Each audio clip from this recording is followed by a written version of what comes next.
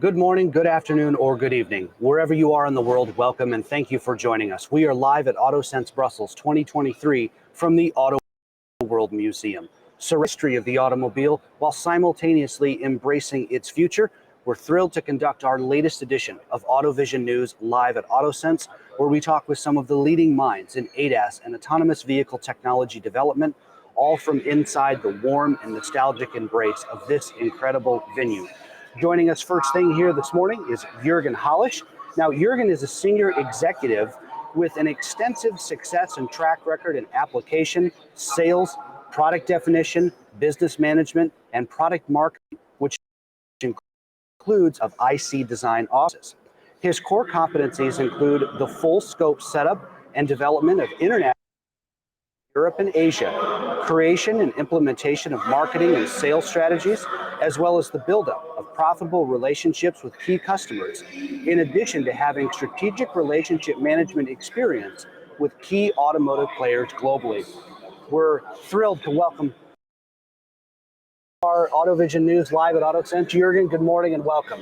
Thank you very much for having me here, Carl. Thank you. Appreciate it. First thing in the morning, we were smiles and jokes and trying to get everything prepared. As usual. as usual. So our camera is running, we have our notes, so we're good to roll. Juergen, tell us a little bit about Hoellisch Consulting and tell us about the work that you do there.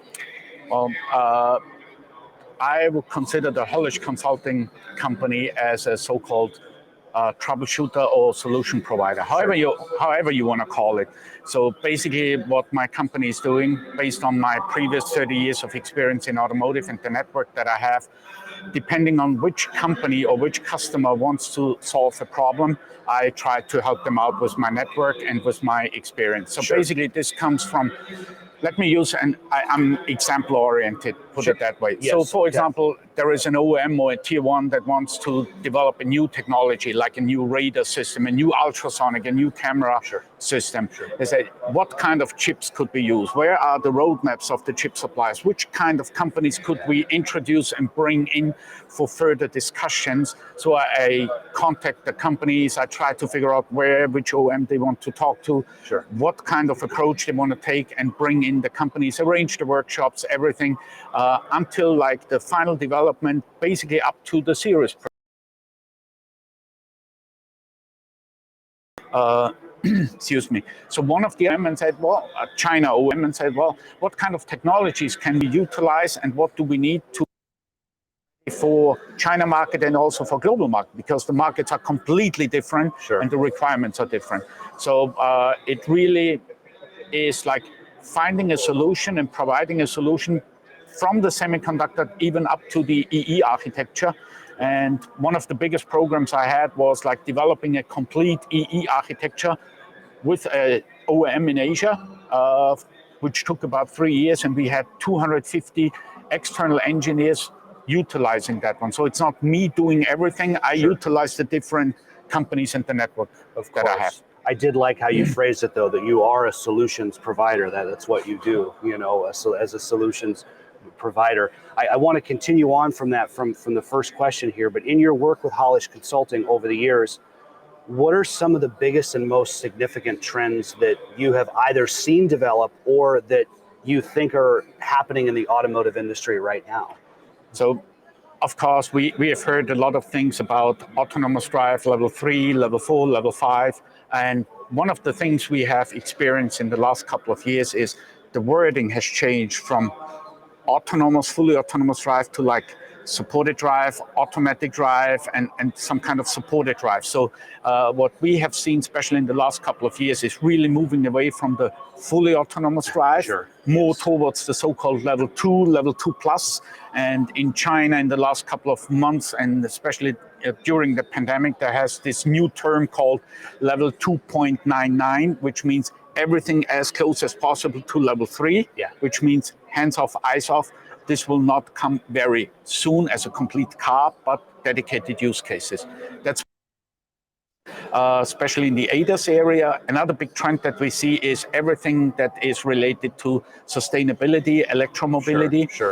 So I'm also involved in some of the programs we run with European and Asian OEMs based on the European Union law released last year for the so-called sustainable battery or digital cell passport. So this includes for every cell that is above 2 kilowatts, a digital cell passport where you can maintain and find out where the material is coming from, how many life cycles the battery or charging cycles the battery has done, and if you consider that one, it's a so-called ASIL-D functionality. Sure. So everybody has seen the pictures from burning container ships and everything. We don't want to see that. Right. So it's all about this one, how to completely track all the batteries and also give them in a second and third life of the battery. So these are call it two big megatrends that we see at the moment. Sure, absolutely. I want to revisit, you said like the level 2.99 and things like that. So I want to get your perspective. Is there a level 2 vehicle that would have like level 3 and 4 capability? Is that even a thing? Does such a thing like that exist? Is there an use case for a level 2 car that also, may have some level 3 and level 4 use cases? Yes, definitely. And we see that already with two German OEMs right now. Sure. We have Mercedes as well as BMW. Both of them have the so-called highway pilot, which goes up to 130 kilometers per hour. Right. So the highway pilot is a dedicated level 3 use case. So it's one application. This does not mean the entire car is a level 3 car, because during urban driving, you are definitely not allowed to take hands and eyes off on that one. Right. So level 3 highway pilot is one of the designated and dedicated use cases that we see and that we're going to see for the next couple of years. Sure. In the past, it was by European law, it was only limited to 60 kilometers per hour. With 1st of January this year, it has been extended to 130 kilometers per hour. Right. Level 4, there is one use case that we see all over the world, which is valet parking or automatic parking.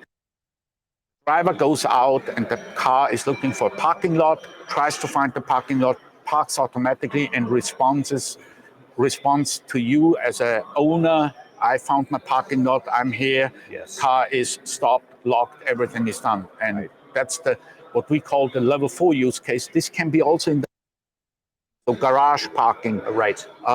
Last 100 meters, the last couple of days, I was moderating some of the presentations here that has shown, especially from Asia, exactly that kind of use cases, level 4 use cases, valet parking. Right. Let's continue with that parking conversation. So when it comes to park assist, automated parking, low speed maneuvering even, what are some of the trends and things that we should be aware of when we're having that discussion now?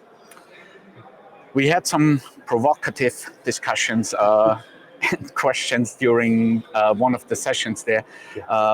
And we had a similar discussion in Detroit, which was like, hey, we have a US OEM that says, I can do everything with camera. Yes. On purpose, I'm not going to mention the name on that one. But what we know, for example, valet parking is definitely not possible with a single sensor set only, because based on the legislation, based on the requirement, you need to have an independent dual sensor set that works completely independent. Sure. So even if you have two, it's not independent sensor. So you need ultrasonic and camera and radar. Depending on the use case, you need to make sure nobody gets hurt or killed or injured. That's what we need to make sure. And for the park assistance, it's not just like you stop the car and say, just park it in the parking lot, which is an automatic parking system. Sure. It's really about 100 meters, the last 100 meters, the parking lot or in a parking garage goes level up, level down and find the right parking lot. Right. And you do not know what's going to happen there. There can be children running around, there can be trolleys standing in the way. So it's really something that requires functional safety.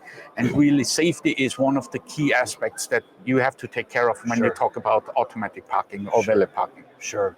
Speaking with Juergen Hoellisch this morning, a longtime automotive industry veteran, as part of our AutoVision News Live at AutoSens Brussels series. Juergen, you have 2 decades of experience in the semiconductor industry, which made the news quite frequently over the last year or so. What do you see on the horizon for the semiconductor industry? What are some trends there that we should be aware of and paying attention to? One of the major trends or mega trends that we're going to see is really based on the architecture, depending on high computing platform, zonal architecture, domain control architecture. What we're going to see is an enormous amount of requirement for computing power. I mean, we have the Qualcomms, the NVIDIAs, we have the Mobileyes. We have, in the meantime, several companies from China, Horizon Robotics, Black Sesame, Silicon Engine, you name them. Sure. Companies that most of the people in Europe or in the US have never heard about, but Sure. they have significant market volume. So we see the Moore's Law, we're going to see 7 nanometer go to 5 nanometer, 3 nanometer, 2 nanometer, now automotive qualified processes. So it's not just like a consumer electronic process transferred into automotive, it's really developed for automotive. And the other thing is, and that's one of the discussions we're going to have in the afternoon today, is a new technology called like a Lego type of approach. So you take the different blocks and put it together in a system on package type of approach. Right. So these are two mega trends that we see in the semiconductor area from the SoC. What we also see is a significant amount of requirements for new sensor technologies, and so the sensors need to be smarter. I mean, Sure. we had a discussion in China recently, and also in Germany with the German OEMs. One of the most difficult parts still to integrate is the ultrasonic sensor, because the firing on one sensor and the receiving on the other sensor, synchronization. Right. When you take an architecture where you have zone right, zone left, and this sensor fires here and this one receives, and the zones are not synchronized, Right. the information is not correct. Right. So some of these topics like integrating new technologies, radar technologies. One of the presentations showed the antenna on package radar, which is like a fingertip. Yeah, okay. And that's about it. I mean, new technology, 28 nanometer, not 2 nanometers like the SoCs, but 28 nanometers. And so we see dimensions going down and innovations going up. And this is where we see in the semiconductor, it's a never-ending story. Yeah. Juergen, it's always a pleasure to have you on. Last question here, but before we say goodbye, your favorite car. What is your favorite car and why? I have to be careful now. I know. Don't put me in that spotlight. No, to be honest, I drove plenty of cars in the last 30 years, and call it mentally, it's emotionally, however I can call it. My heartbeat is with BMW for a lifetime. Yes. I have an old car, like an old timer BMW at home. I have a BMW X6 M version at home. Yes. I'm switching now to electric vehicle, to the new yes. Not for CO2. To be honest, it's not about CO2 emission. Sure. It's about, 600 horsepower. Yeah. It's a blast to drive. That's amazing. Yeah. I mean, I travel a lot, I fly a lot, and driving with my new car is going to make me feel like flying. So that's fair enough. Fair enough. But I have to admit, what I've experienced, and I go to Asia at least once a month. What we have experienced there is a significant amount of catching up, not just on the driving behavior, also especially on the infotainment. I mean, you see like full cockpit displays with these cars. Yes. It's going to be interesting to see how the global OEMs, Europe and America, catching up with that kind of technology, because it's, call it a mobile phone on wheels with entertainment capability.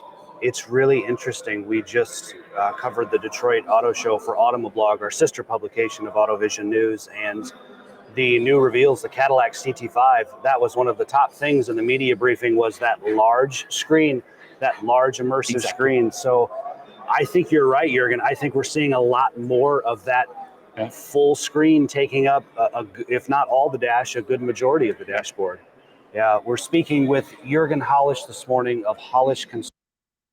Connect with him on LinkedIn, a solutions provider, connecting the dots for his clients and for his customers of this massive market that is automotive, but bringing those solutions and getting them in a point where they can be easily understood for his clients. Juergen, Great to have you. Enjoy the rest of the show. Safe travels home. Enjoy the BMW, and we'll do this again sometime real soon. Thank you very much. Appreciate it. Thank you. Indeed. More to come as we continue with AutoVision News live at AutoSens Brussels 2023. From the Auto World Museum, alongside Juergen Hoellisch, I'm Carl Anthony, AutoVision News.